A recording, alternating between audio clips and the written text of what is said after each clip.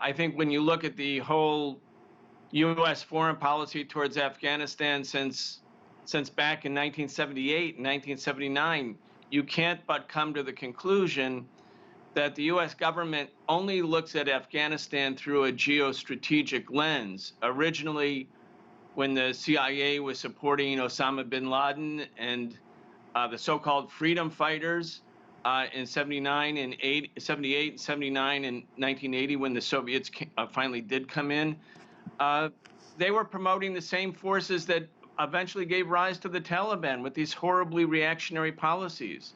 Then when the U.S. wanted to invade Afghanistan after September 11th, women's rights, as your previous guest said, became a pretext justifying the U.S. invasion as a humanitarian gesture.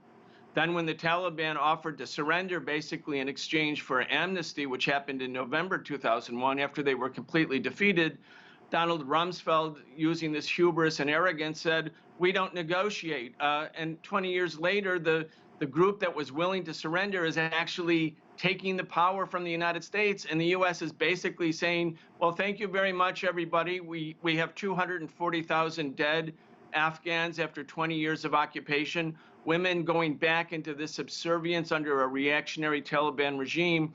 And I think the U.S. has a cynical policy. I don't think they actually care about the people in Afghanistan. Again, that was a concern or a tender concern for women, girls, and the people of Afghanistan generally, was pretextual for what was essentially a U.S. geostrategic move.